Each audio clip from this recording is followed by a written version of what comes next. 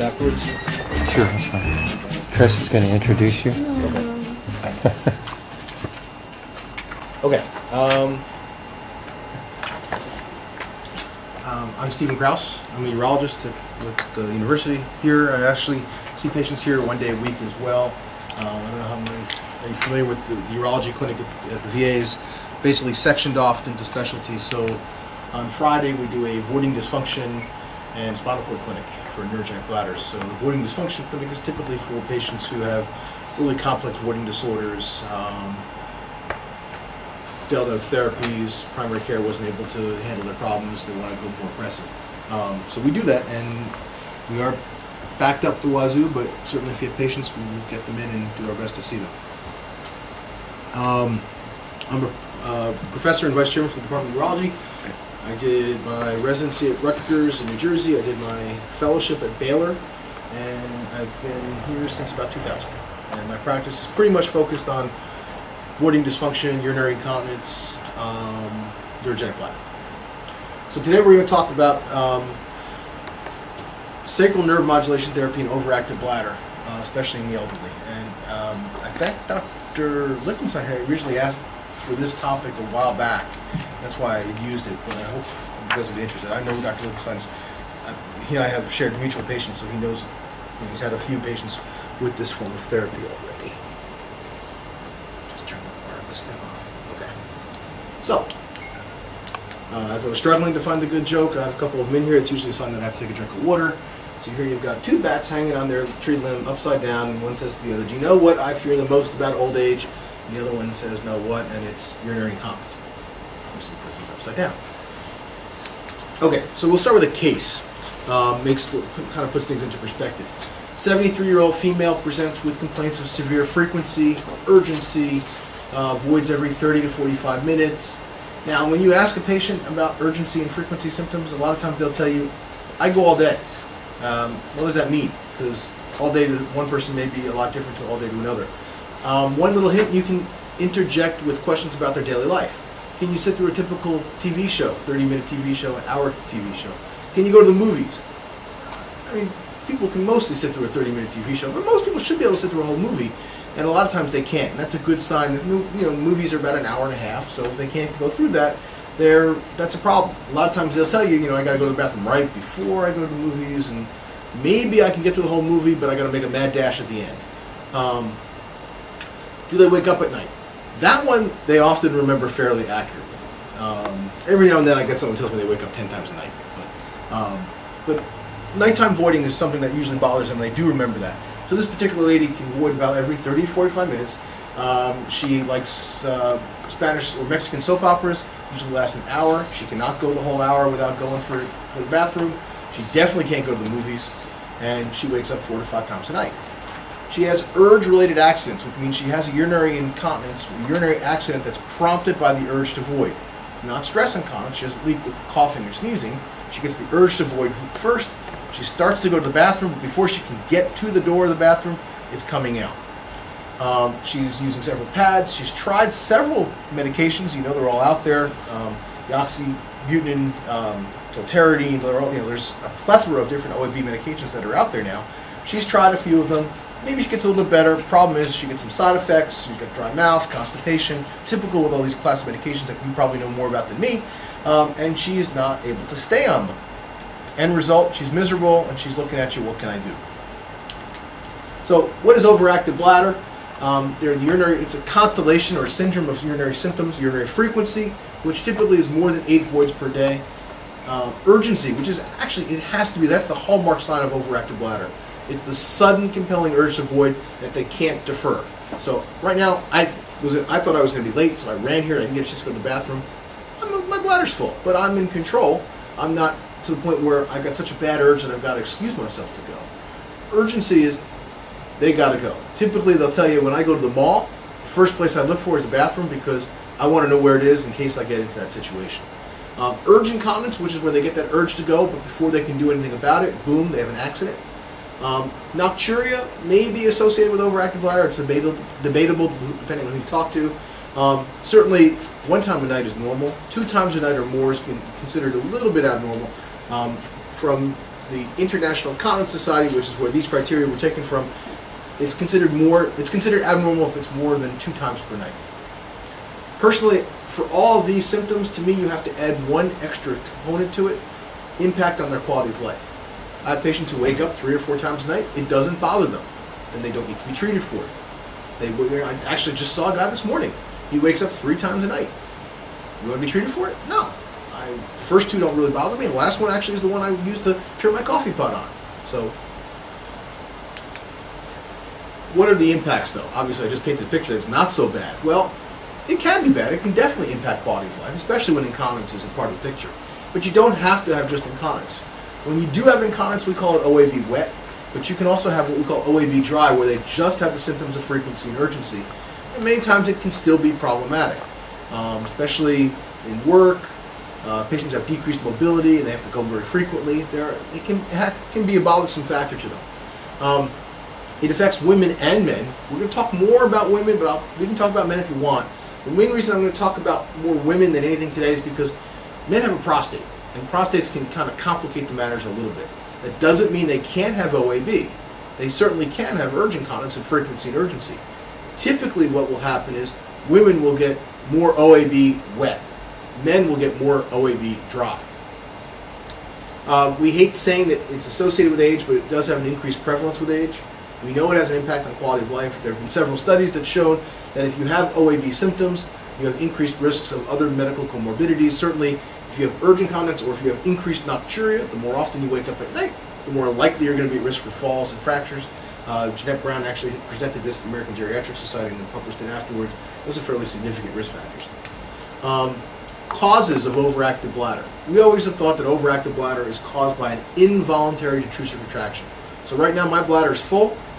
It's not contracting because I haven't told it to. My brain hasn't sent the volitional control signal to make it go. But in overactive bladder, the traditional belief is that your bladder contracts without permission. However, there's a question about that. Partially because if I do a urodynamics test, which is supposed to be the gold standard way of evaluating this condition, not necessarily needed for everybody, in fact, I would say not needed for the majority of people. The problem is in a patient who I know has overactive bladder, if I look for overactivity, I won't see it almost half the time. So it's missing half the time on the study. So either A, it's not because of involuntary bladder contractions, or B, my test looking for it is not very accurate. What would you see if you did see it? You'd see a contraction. You'd see a rise in the detrusor pressure. So usually the detrusor pressures should hang out at around 0 to 5, give or take. All of a sudden you'll see an abrupt rise in pressure, and patients will usually say, I have an associated urge with that. Actually, they won't see the contraction. They'll say, I got an urge to go, and you look at the screen, and sure enough, their pressures are up to 30. Is that a constant increase, or is that like a blip and then comes down? Excellent question. Spasm? Depends. It varies. It varies. Many people with overactive bladder will have what we call phasic unstable contractions, where you'll see the rise in pressure go up, then it'll come back down again, and then they can go on about their business, and then they get another one again. Sometimes they persist. They just don't go away, and patients just squeeze and hold it and try and deal with it.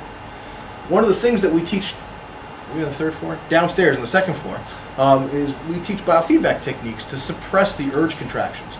And when they get a contraction on the test, my urodynamics nurse will actually stop the test and to see if they can abort them. She'll have them squeeze the pelvic muscles and their sphincter muscles to see if squeezing them can abort the contraction. And it's nice when the patient says the urgency went away. It's even nicer when you see the pressures come down coinciding with it. But because there's a 50% chance of not seeing this problem on the study, again, is it the study or is it the condition? There are other theories as to what causes it.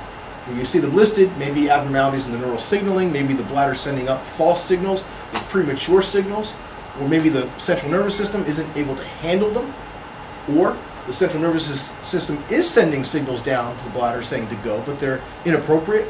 There may be urothelium-based abnormalities where the lining of the bladder lets loose neurotransmitters that it shouldn't have let loose, or reactive secondary messenger systems that then turn on the nerves to go. There's lots of theories involved.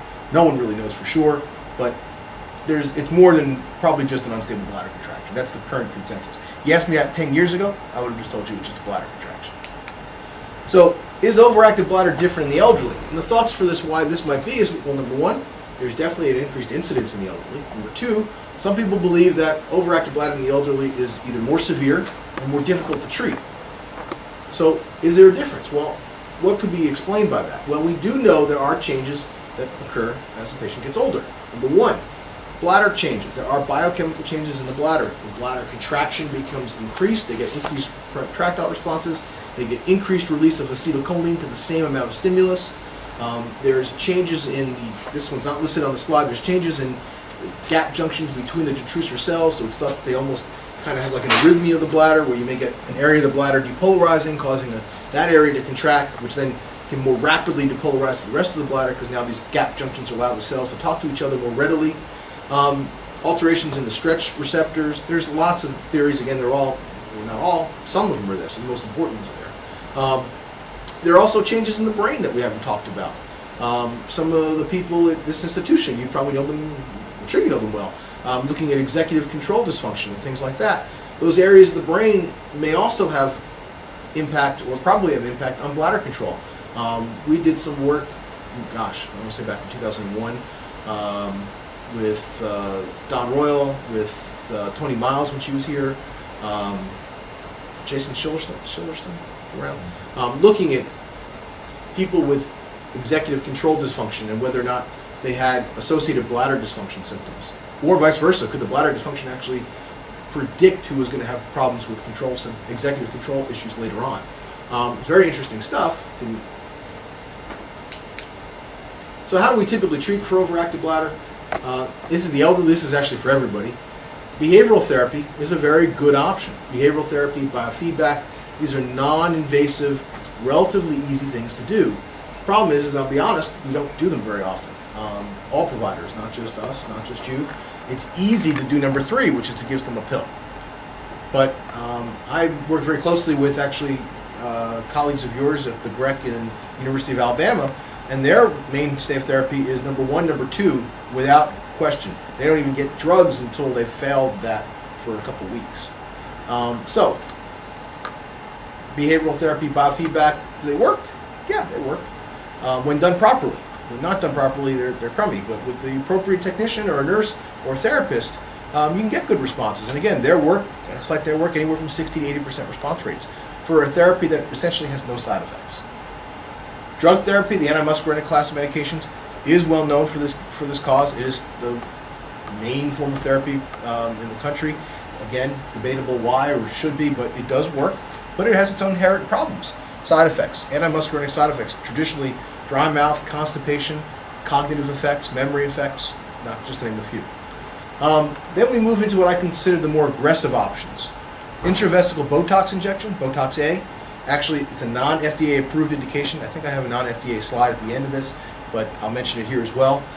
It is being evaluated by the FDA for this purpose right now, and it is very effective for it. Problems with Botox is A, it requires a procedure to be done. B, it's fairly costly. I can tell you in my private office, at the UT office, I can't do it. Most people can't afford it, and most people's insurances won't cover Botox for the bladder. However, here at the VA, it is covered, and it's very effective. So is it instilled? It's not instilled. Oh, it is actually injected. Go in with the telescope, and I have to inject it. The original procedure involved doing submucosal injections 30 times. Now there are some guys that are advocating doing 10. The difference between 10 and 30 to a patient with local in their bladder, it's not that different. 30 seems to work well for me, so I haven't changed. It works. It is very effective. Downside, again, it's a procedure, costly, temporary. Only lasts you about 6 months or so, and then it kind of goes away, and you got to do it again. Caveat: we've all been taught that it's supposed to last about 6 months based on the half-life of it, but it does seem to last longer after the second injection. Several studies have shown that after the second injection, the effect can go up to a year even. I do it a lot for neurogenic bladders. With the spinal cord unit downstairs, we do it a lot for them. And then there's SNM therapy, or sacral neuromodulation therapy, which we're going to talk about now. So, we typically think of overactive bladder. This is a neuropathway diagram. Bladder's obviously down here. Let's just orient ourselves real quick. Brain up top, brain stem. Efferents during the spinal cord.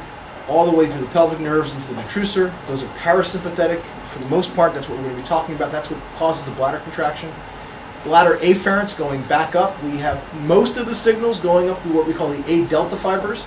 They go to spinal interneurons, which then propagate it either back to the sacral micturition center. There are positive feedback loops that say when the bladder is contracting, keep it coming. I mean, think about it. When you go to the bathroom, you don't actually constantly send a signal there saying, my bladder's only half full, keep it going.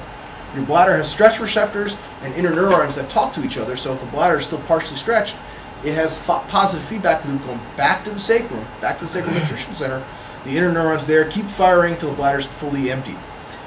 Those are the A delta fibers. These C fibers, which are usually pain fibers or nox, I can't pronounce that word.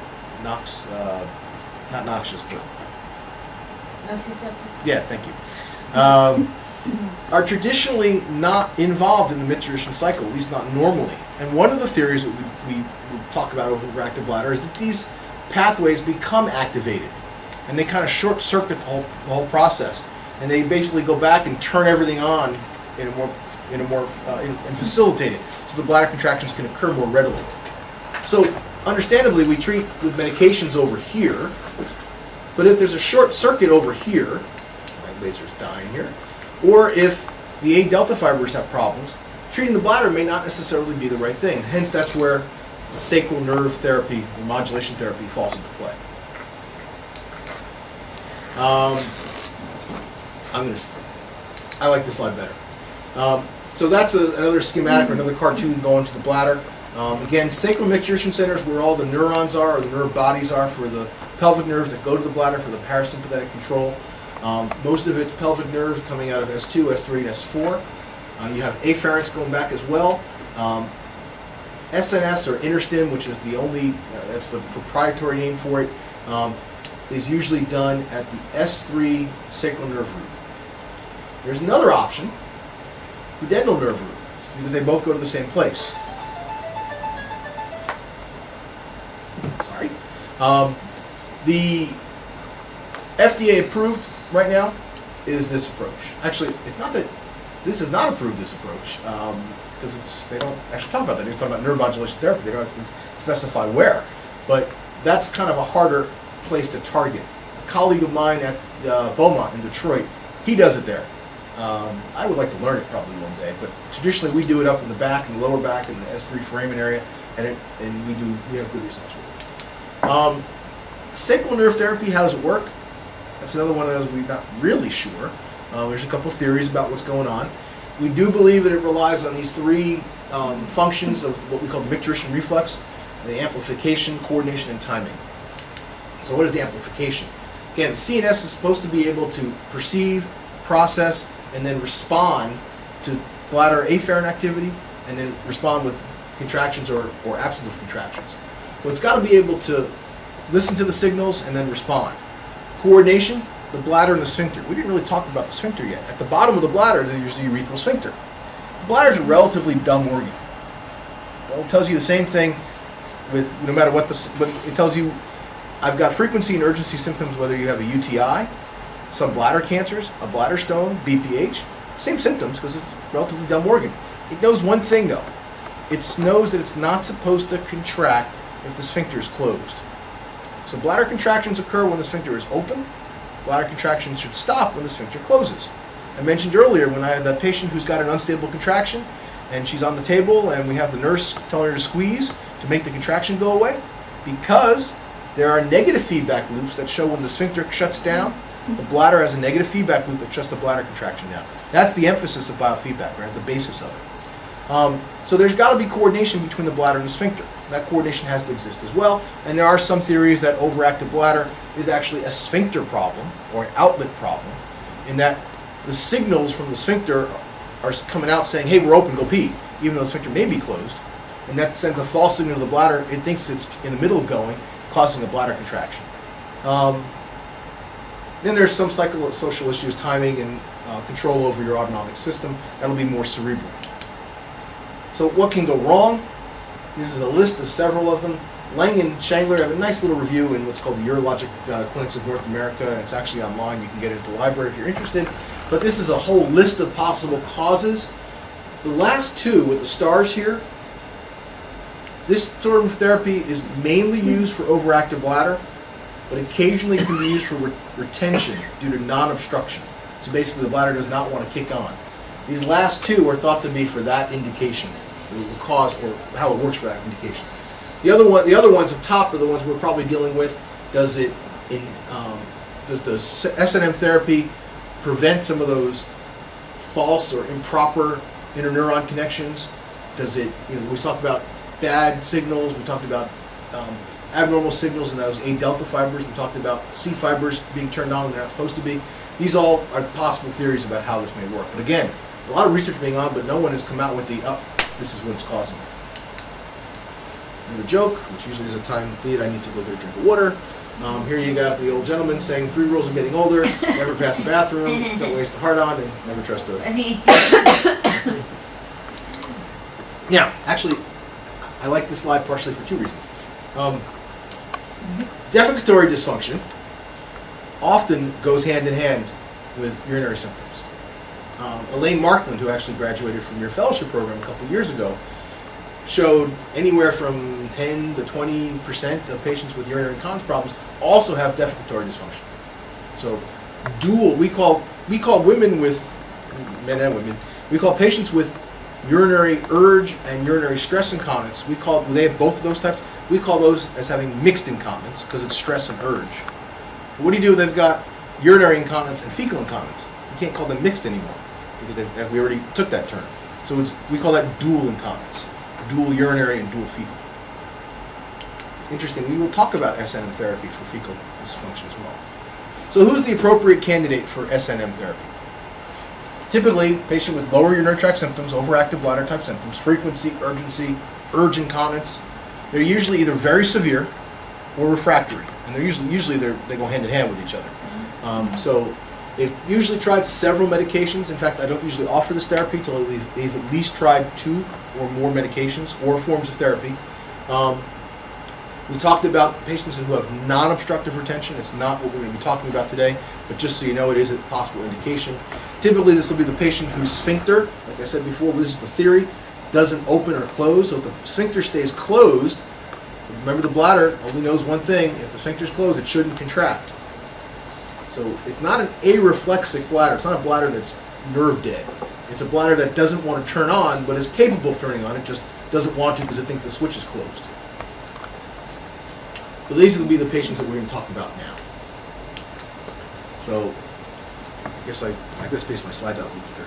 So this is us in the operating room putting one of these things in. It doesn't cost $14,000, but it's not cheap. Okay, so how do we do it? Once we've identified the right patient. And again, the right patient, frequency, urgency, urge incontinence, tried a couple medications, don't get better. Or I actually will offer this to patients, if they have a contraindication to the medications. I've had a couple patients with Sjogren's disease that can't tolerate the dry mouth. Myasthenia gravis is an automatic for me because I don't try them on OAB antimuscarinics.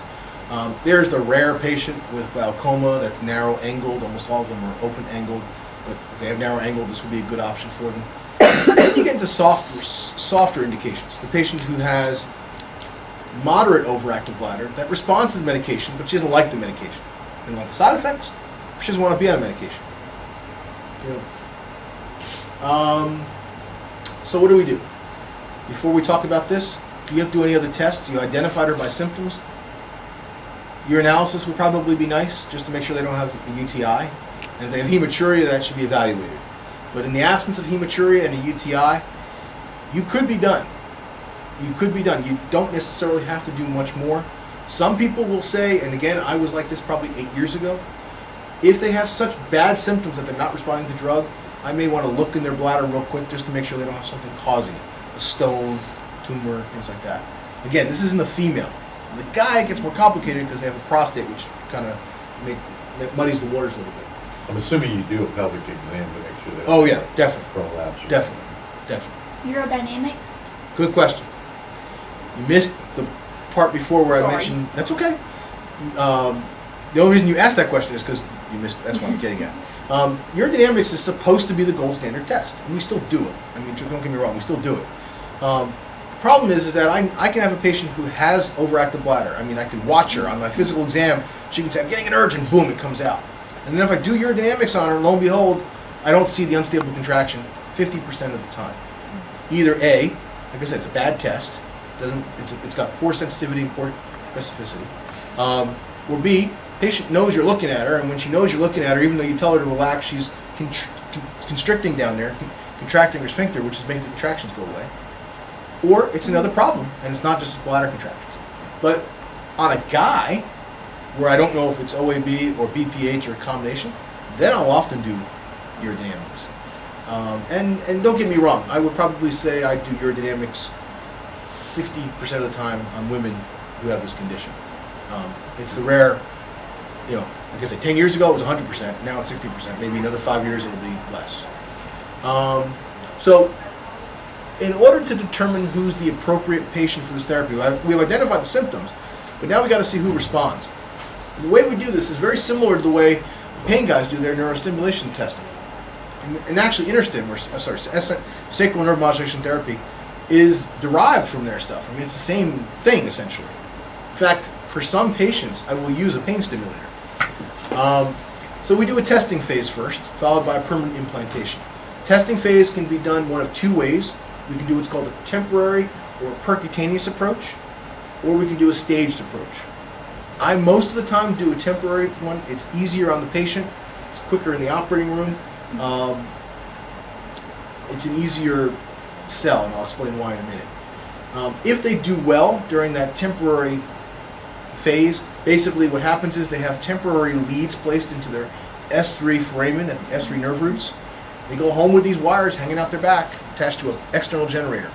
They come back a week later and say, this thing's working great, my leakage got better. We know it works. Then we take them to the operating room and we implant it fully. If it doesn't work, we kind of explore why. How much improvement do they need to see? The FDA, based on the original studies, not that there was a magic number, says 50% improvement or better. So moving forward, this is the way I do it, which is in the office. Basically, a patient's lying down supine, prone. They're fully awake, no sedation. They get local, and we place a needle. I think it's a 21 or 23 gauge needle, just like a spinal needle. It's about the same size and about the same length. And we cannulate the S3 foramen. When I'm in the foramen, we'll test it. How will I know if I'm in the foramen, and how will I know if I'm in the right, close to the nerve? I want to be as close to the nerve as possible. So what we do is we do a test stimulation. You can see us there putting the lead on.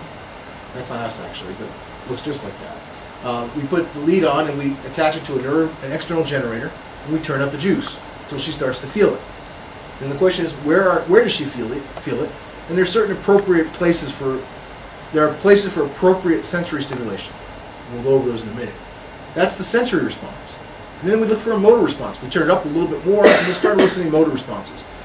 The classic and the one that makes my day when I'm doing this is a levator response. You'll see these areas bellow, we call it. And I have a picture of that occurring in a minute.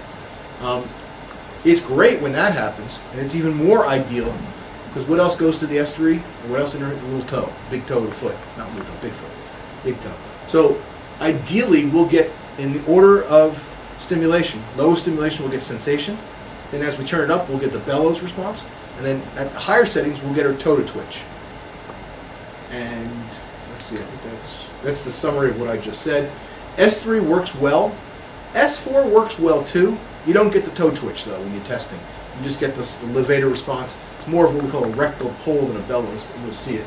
S2 doesn't work so. It actually would work well for bladder symptoms. The problem is it also causes rotation of the leg. So they'll be walking around in circles all day long if you do this to them. You don't want to do that. S3 is bad enough because in the right situation, or I should say in the wrong situation, you can get their toe twitching. And I've got some patients where when they have to turn the thing up and they have a remote control, they may get their bladder under control and their toes start twitching. So when I do this in the operating room, the goal is to place the wire so we get stimulation at really low settings, and the toe doesn't kick in until it's much, much higher. You laugh. I laugh too, but trust me, they come back telling you their toes twitching and it's annoying them. It's a trip to the operating room to revise that lead. So this is us. No, this isn't us, but this is how we do it, I should say. That's putting the wire in. Yes, this photo is courtesy of Medtronics, and I'll acknowledge that. This is on their public website. Just under a C-arm, under fluoro, or Hold that thought. Hold that thought. So that's poking, poking, poking. Not in yet. When you're in the right spot, you'll feel it pop. It's a soft pop. That was a pop. So now they're in, and he's going to stimulate, and we're going to look for a response. I have to turn it up a little external generator. And that's a bellows response. So you'll see the butt cheeks move. I typically will spread the butt cheeks out because if I'm in S4, now sometimes I'll go to S4, you don't see the butt cheeks move so much as you see the rectal mucosa pulling in and out. And here you can't see it. And here you'll see the toe twitch. That's your toe twitch. So, do I do this under X-ray? In the office, the answer is no. In the operating room, the answer is yes, because the placement of the lead is much more definitive. Once that lead is in, it's not coming out. I mean, it can come out, but the lead I'm placing in the office is temporary. There are some situations where I will do it with fluoro in the office, if I have fluoro in the office. At the VA, I don't. In my office at UT, I do now, only about a month ago, when we moved to the new building. Up to that point, prior to that, I was using without X-ray. And honestly, I'm quicker without X-ray.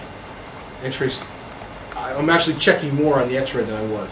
So there are bony and anatomic landmarks that you can use to palpate where the S3 level would be. And then it's trial and error, whether you're using fluoro or not. You're point, they're going your bone, oh, there it goes, you're in. Patients do fine with it. Occasionally you find someone who's really sensitive. Typically, I gotta say, and I don't mean this in a bad way, older patients, they seem to do better with it. They don't seem to have the sensation problems. You know, I'm touching them, they don't even feel it. I'm sticking it down. You know, one exception. When you get close to the nerve root, they feel it. When you get close to the nerve root, they do feel it. If I put a 21-year-old on doing this, I'm going to be using 2 bottles of local. Personal experience. So, usually what we do is we place 2 wires in just like that. Once the needle's in the right spot, we take the little trocar out of the middle of the needle, we pass a very fine wire through the middle of it, take the needle out, and the wire's left behind. And it's right alongside, run parallel with the nerve root. Do it on both sides. Typically, again, we shoot for S3, and then they go home with this thing, attach 2 wires, attached to their back, and an external generator. We teach them how to use it. They come back a week later with a diary, and they had a diary done before they started this process, and a diary during the week. And we're looking for a reduction in one of their symptoms, or all their symptoms, at least 50%. Typically, I use the symptom that bugs them the most. So if nocturia doesn't bother them, but urgent incontinence does, it makes no sense to me to be saying, oh, look, I made your nocturia go down in half. It's urgent incontinence from bugging you. I want to see that at least get down by 50%. Pad usage is a good one, because that they do know. But it's, in some patients, it's like flipping a switch. It's like night and day. They call the next morning, like, when can we do the surgery? So talk about surgery. There's a reason why I didn't do this that often before. That's the way we used to do it. That's a big incision. You gotta, I mean, it was very involved. Now, much, much easier. It's essentially a percutaneous or a mini open approach. We stick that finder needle in there again, that same needle that I used before.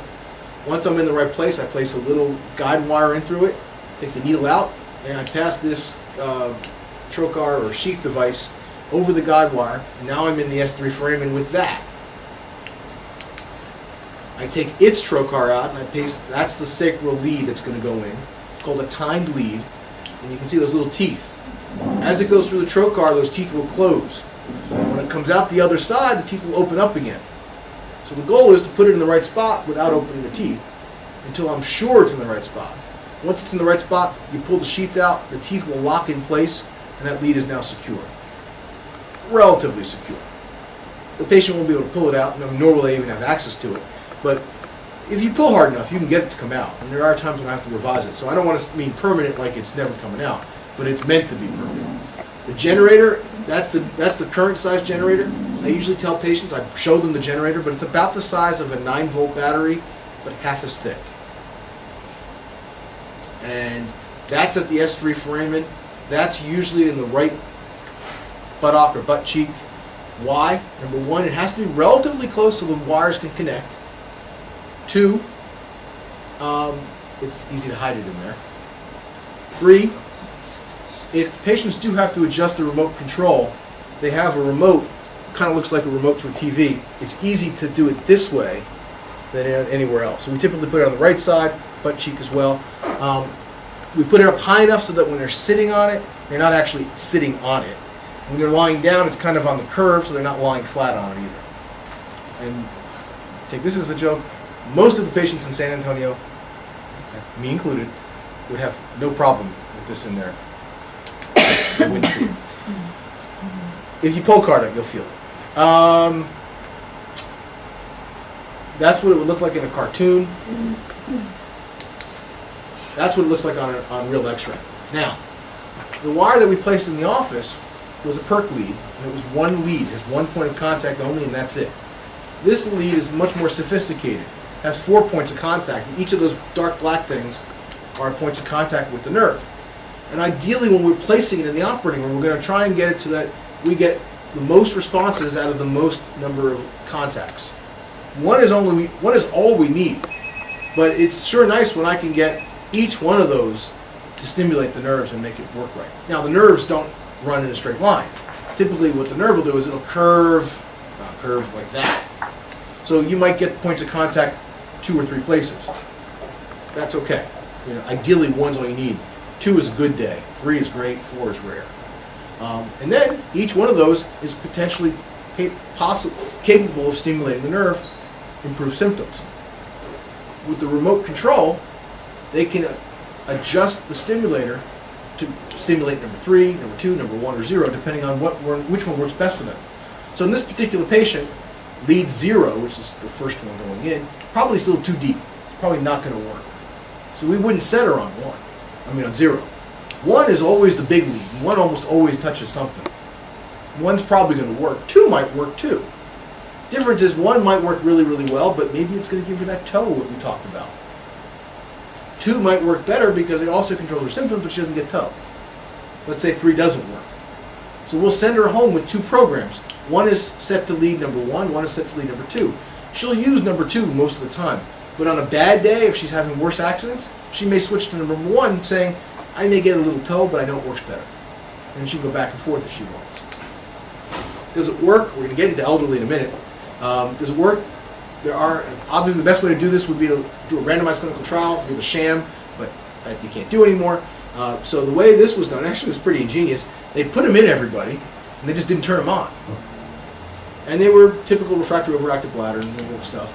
And basically they had 2 groups, and the group that got turned on right away, significant reduction is considered more than 50% improvement. So those who went completely dry, or at least had a better 50% response or better, had about, is that 70%? I think it's 60, 70, yeah, it is 70%. 75, 76%. So 76% of these patients got better. Either pure cure or 50% better. These are the hard patients. These are the ones who didn't respond to therapies already. So 75% is pretty good. Obviously, those who didn't get turned on, you can see not much better. Looking at them by diary data, you can see, and I have a typo, and it's in 2 places, this should be 0 to 3. Baseline, patients had accidents, about 9 or 10 accidents per day. Turn the device on, they go down to 2 accidents or 3 accidents a day. Severity, urgency scale, basically 0, I've got no urge, I can finish what I'm doing and go to the bathroom, up to 3, which is it's so bad I got to stop what I'm doing, I get to the bathroom, I already had an accident. Baseline was 2, went down to less than 1, and then pads per day went from 6 to 1. If you look at those who didn't get turned on right away, they didn't know change. In fact, some of them got a little worse. So that proves works. Interestingly, if you had someone who was responding well, the other way to check is then turn it off and see what happens to them. So they did that. 6 months later, they turned everybody off, or at least in this group, they turned everybody off. Sure enough, all their symptoms got worse again. So they went from 3 accidents a day up to 10 accidents a day. Severity went from 0.8 back to 2.0, and they went from using 1 pad a day up to 6 pads. Problems with the device, pain at the generator site was the most common, still probably the most common, 16% in this study, but I will also preface this that this was an older version of the generator. The generator was twice as big as it is now. I don't have as many patients complaining about pain, probably like 5%, maybe 10% tops. And very rarely does it need to go back to the operating room. Usually it's Motrin for a couple weeks and then they get better. Infection, in their study, 6%. In our hands, maybe 1 or 2. Don't know why. I'm not going to I need wood. Here. Thank you. Lead migration, that can be a problem. Those teeth prevent the lead from coming out, but they actually, theoretically, think about it, they shouldn't prevent the lead from going forward. And I have had a few proximal lead migrations where the lead goes in further. Patients will tell you that it's not working as well. They'll come back a year later and say it's just not working like it used to. You get an x-ray and the lead's moved in more than it had. Hopefully one of the other leads is still working and you can reprogram and get them to one of the wires that are further out. Nerve damage or injury, always counseled about it, never had it happen. Does it work on those OAB dry patients? Bottom line is yes. Going from voids per day, 17 voids per day down to 9.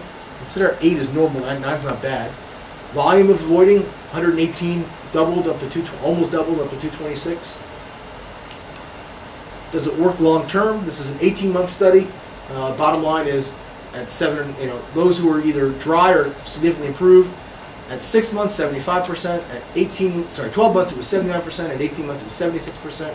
All the other data follows along with it, and it's in your stuff there. Really, really long term. This is now at 47, 4 years, 47 months. Now the results are not as perfect as the other ones. They're not as nice, but probably more realistic. 60% quote successful, which are characterized by either cure or more than 50%. Our numbers at our site probably somewhere in between. In our hands, somewhere in between. Probably, I don't want to say it's certainly not 80% at 18 months or at 4 years or whatever, but somewhere in between. Probably about 60-70%. And interestingly, I haven't looked at this in our patients. All failures identified by 18 months. So if they made it by 18 months, they do well, I guess. Does it work in the elderly? This is where the data gets really... when I first did this research, it was just these little studies. 25 patients, this is retrospective. They looked at the 25, all at mean age of 69, which isn't even old enough anymore, considering what is considered elderly now. 12 of the 25 proceeded to implant. So that means half the patients had the test and didn't respond. So that does raise a question, is this not working in the elderly because the test didn't work? And those who did go to test, they got a 17% dry rate. We were talking before, better than that. But all of those in the 12 were improved at least by more than 50%. All of them tolerated it well. This well-done study with a total of 5 patients who proceeded to implant, again, 60% response rate. But just recently, October Journal of Urology, a little better study. This one was, I don't want to say it was prospective, but it was at least age-matched controls, comparing 19 patients greater than 70 years of age to patients less than 70 of age, all female, takes out that male factor again, all with refractory overactive bladder, all done the same way, that temporary stage test. 90% proceeded to full implantation. That makes more sense to me. That's kind of what we see. And again, 65% significant improvement, cured or 50% better, no intra-op complications, and age didn't make a difference. The bottom line is, I don't think it's the device in the elderly that's a problem. I think it's identifying the right patients. Advantages for the elderly, specifically for the elderly, I mean, it goes for others as well. It is a procedure. Let me talk about the disadvantages first. It's a procedure, so that's a problem.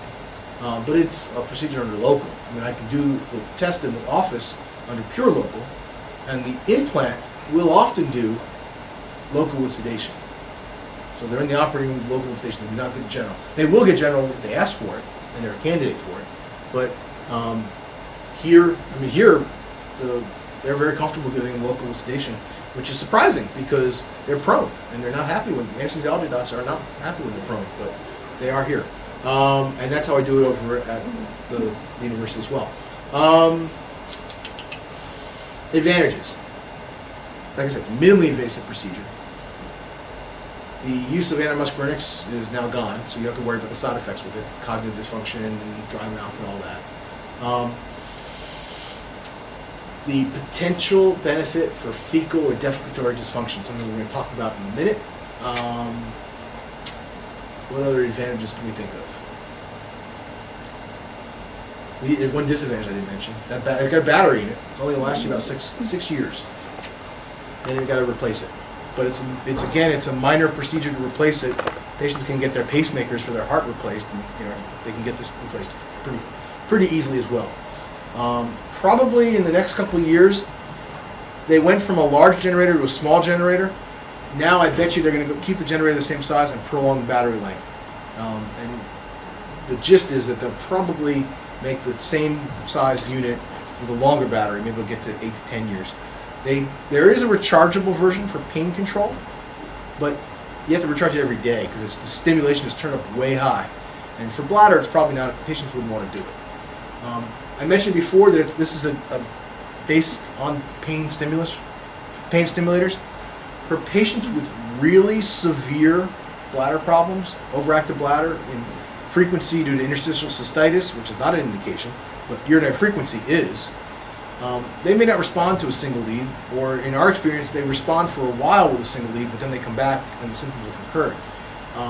For them, we automatically now go to dual lead or bilateral leads. And the problem is that the generator we saw in the picture before has a plug for only one lead. So they have a choice. They can get 2 leads and go home with 2 generators, one on each side, which works. And for the thin patient, that's the better option because you can hide it better in both butt cheeks. Or we can borrow a pain stimulator generator, which actually has 2 plugs for 2 leads, and put 2 leads in it and use a pain generator. It's called the Synergy generator. And then other companies make it too, but they're the only ones that go with the bladder. And that allows you to do a dual or a bilateral stimulation. The problem with the Synergy generator is it's much bigger. It's twice the dimensions in height and width, and probably twice as thick. So that's why I said earlier, for the really thin patients, they don't tolerate that generator in their butt cheeks. Future thoughts for this, not so much elderly. I see not an indication, but frequency is a good thing for it. It does work for frequency reduction. Chronic pain, pelvic pain, reduction in pain scores, but again, we're talking elderly. This is where I think it'll also have a role in the elderly. Oh. It is currently an FDA process, because we were actually thinking about being one of the study sites for them. Looking at defecatory dysfunction. What's that? And patients with dual incontinence will benefit from it because they can get it for their bladder. In fact, I've had a few patients who've had response to their bladder, but they've had a better response to their bowels, and they want it for their bowels. But it is being worked up and evaluated for defecatory dysfunction. And so many of our elderly patients have both problems. Neurogenic bladder, it does work for neurogenic bladder, especially for MS. Could work for Parkinson's disease too. The problem is a lot of these patients need to get MRIs, and once they have a generator in, it's difficult to get an MRI. It's not impossible, but it's difficult. At the VA, they won't do it at all. I don't think. There are some places that will do brain MRIs, but that's it. They won't. If they've got a generator in their lower back, they won't do anything else. And even then, they're signing their lives away, and patients are signing out the disclaimers, and they'll talk to them during the study. The main concern is A, the magnet will destroy the device. B, it'll reprogram the device, which is not such a big deal because we can reprogram it back. But most concerning is that the magnet will heat it up. Burn the device out, burn the patient. So what they'll often do is while they're doing it, they'll ask the patient during the middle study, do you feel it getting hot? If it does, they turn it off. That being said, I have yet to have a patient have a problem with it. And I actually had a patient here who had one in. She came in, she told me she was having knee surgery done. And I said, remember to turn the device off. Oh yeah, when I have my MRI. No, when you go into surgery, they're not going to do an MRI for your knee if you have a pacemaker in, or generator, a generator. She goes, no, they did. I didn't tell them. No problems. You're fine. Future thoughts. This would have been so cool.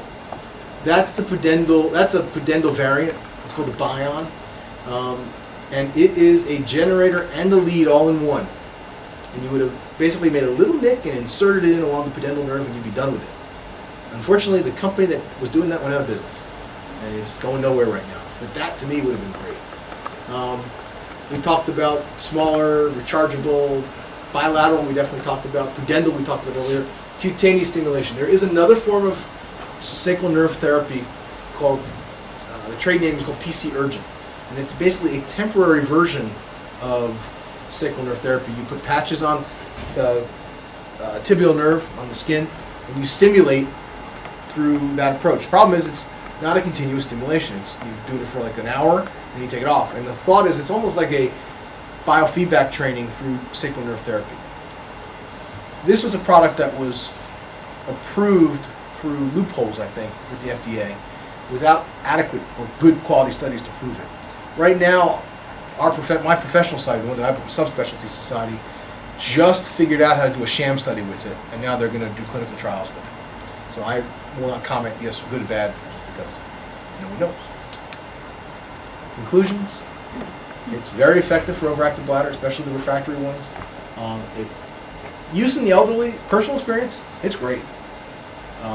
Clinical experience, results maybe a little bit less good, but really poor studies, nothing really hang your hat on. To me, the most important thing is selection, and it's a no-brainer, because if a patient can be tested, they're not going to go to the operating room if they didn't respond to the test. So if you do the perk test in the office, they respond, you kind of have a good feeling that they're going to get better with the implant. And that's it.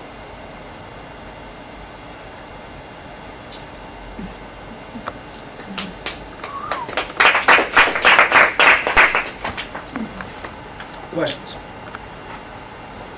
I guess my first question is, does insurance pay for this? Or because like I have CareLink patients, I have Medicare, Medicaid, I have VA patients. Which ones can I refer? Which ones can I not refer? VA for sure. VA is great because actually the VA has really created a hassle for me in a good way. Private insurance, definitely covered. Private insurance does not cover Botox. So when I've got this patient in my private office, my UT office, I should say, it's a relatively easy sell. Botox wholesale cost is $500 a vial every 6 months. Interstim covered by your insurance and good for 6 months, 6 years. They all choose Interstim. At VA, they can get Botox, they can get Interstim. So then they really got a choice, which is good and bad. CareLink is weird. CareLink will approve it on a case-by-case basis. And I think what they've done is they have allowed, and they have not publicly told me this, but I think they have a certain number of Interstims that they will allow us to do. And when we get to that number, they're done. Because they told me about a month ago that I'm done for the rest of the year. So, Medicare, definitely it's approved. Medicaid, that one's debatable. Because one source will tell you it is approved, one source will tell you it's not approved. Now, what's interesting is Medicaid does approve pain stimulators. So, for like the patient with pelvic pain, I can get away putting this in for pelvic pain, but not for bladder control. So it kind of does depend. But most of the time, it'll be covered. Other questions? Yeah, the thing in the office is it's local sedation, no sedation. X-ray not necessary. In the OR, local sedation or general. The most important thing you tell your anesthesiologist if you're doing under general, don't paralyze them, because you're looking for a motor response. If you paralyze them, we're going to be there all day, and they're certainly not going to be talking to you. And I've had that happen to me twice, despite me asking them not to. Now, short-acting paralytics are fine. There is one thing we didn't talk about. It's called the staged approach. So let's say I've identified the right patient. I know in my heart this is going to make her better. She goes to do the test. She comes back a week later. She goes, this thing didn't work. Why didn't it work? She's going to look at you. I don't know. You're the doctor. Well, you turn the thing up, and she says, I don't feel a thing. You did feel it in the office a week ago. What happened? I don't know. I just don't feel it. I stopped feeling it that night. Oh, by the way, it got caught in my car door. Or I was moving around a lot. Or the lead just migrated out. Because the lead that we put in the office is not really secured. It's just taped in place. So that lead migrates out prematurely. It's in non-inclusive, what's the right word? The test that doesn't mean anything. We didn't stimulate anything, so we're not going to know if it's going to work or not. So we could have a choice. We could do the test again, or we can do what's called a staged approach. Staged approach, we go to the operating room the first time, We do the first part where we put that wire in with those teeth to lock it in place. But it's tunneled out the skin. They go home with it hanging out, plugged into that external generator. Now the lead's in place, there's no question about it. And it's accurately placed too. They come back a couple weeks, actually they can go longer now, they can go a week or two. They come back 2 weeks later and they say this thing's working. Now we go back to the operating room to put a generator in and bury it under the skin. Problem is, if it doesn't work, they got to go back to the operating room to get the wire taken out. So that's the reason why I don't like staged approaches, because it's 2 trips to the operating room. There are some people who don't get great results with the PERC approach because the wires keep coming out too much for them. They get a lot of false negative tests. That's one of the reasons why it's become popular. They like doing it that way. They know the test results are accurate one way or the other. We've had good, the nurses that we have here are very, very well trained on it. They know how to talk to the patients. They know how to tape them up real well. They instruct them what they can and can't do. And, we'll get lead migration, but usually it's like the 3rd or 4th day out. Well enough that we know how they're doing. And my nurses usually talk to them the first, second night after the therapy, see how they're doing. And that's all I got to say. Thank you.